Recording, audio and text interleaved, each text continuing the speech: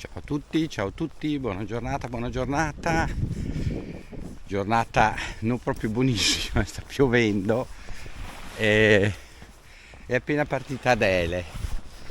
Ah, è come quando parte un vecchio amico, si sente un po' già la mancanza, la malinconia.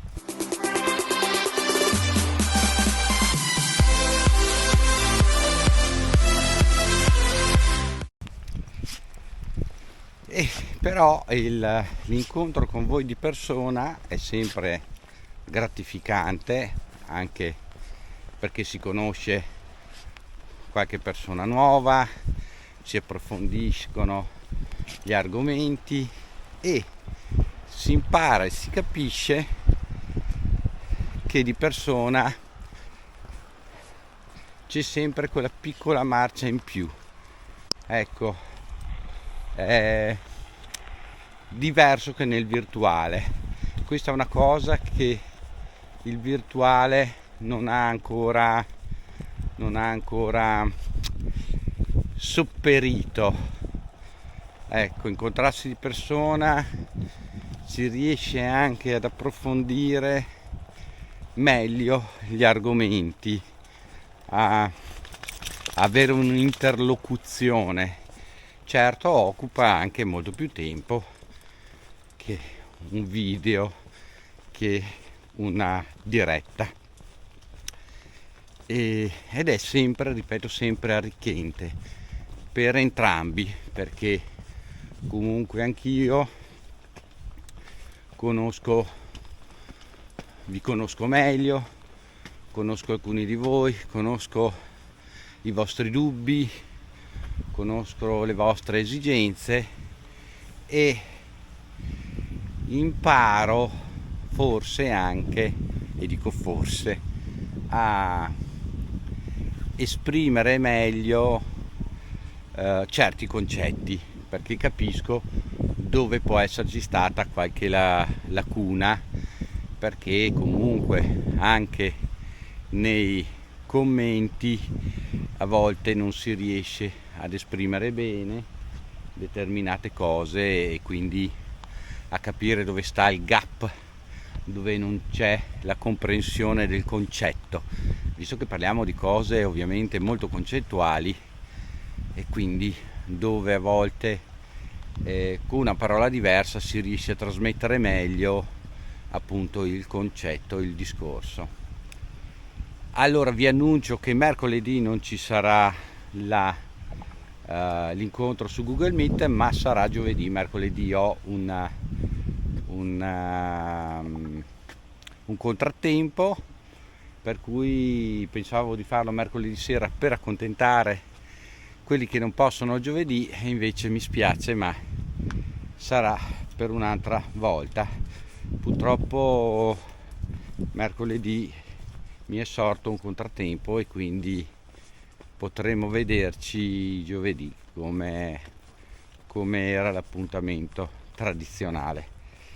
Mi spiace, perché se riesco a accontentare qualcuno mi fa sempre piacere, però ragazzi, anch'io ogni tanto devo fare delle cose al di là di queste dei video, e quindi mi è sorto un contrattempo e così va.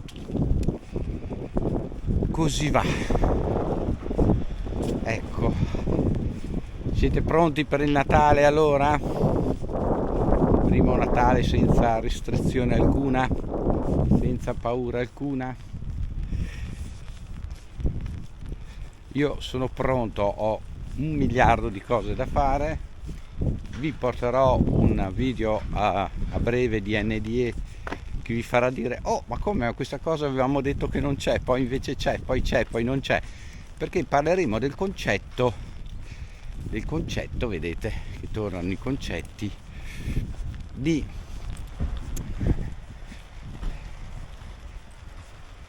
concetto di come in realtà le cose non sono mai come noi ce le prefiggiamo, le diamo per scontate in determinate maniere, come ce le hanno raccontate. Infatti ci sarà un frate che muore dopo un'operazione delicatissima per un tumore e ovviamente si riprende dopo 3 ore e lui vede il purgatorio. Ma come il purgatorio l'ha inventato la Chiesa nel 1600? Com'è possibile? Beh, semplicemente è possibile perché questa è un'altra cosa che ormai sappiamo per certo dell'NDE. Spesso ci viene fatta vivere quell'esperienza sapendo che si deve tornare indietro, che si tornerà nella vita fisica, che serve per noi stessi o che serve ad esempio a spiegazione per quelli che ci vivono intorno. Per cui mentre una buona parte, la maggioranza di chi ha NDE non vede queste cose, paradiso e inferno, qualcuno vede il paradiso, qualcuno vede l'inferno, in questo caso il purgatorio, nel quale però si evince che la sofferenza più grande è la distanza da Dio, non tanto la pena del purgatorio, chiamiamola così, ma la distanza da Dio, che è quello che abbiamo visto spesso, no? I vari piani di esistenza, chiamiamoli così, i vari mondi, o come preferite definirli, ognuno è un passo successivo all'altro, quindi una crescita sempre successiva all'altra. Andiamo raioli. E questo è il discorso che va fatto e va pensato quando si parla di vita dopo la morte, quindi non un piano unico, non un passaggio dove poi tutto è lineare, ma vari passaggi, ma ne parleremo, approfondiremo ovviamente sul primo canale e anche qua nelle nostre chiacchierate mattutine. Bene, scrivetemi qua sotto nei commenti sempre cosa ne pensate, condividete il video sui vostri social, mettete like, iscrivetevi al canale. A Dio piacendo, ci vediamo nel vlog di domani mattina e forse direttina estemporanea del martedì. Ciao!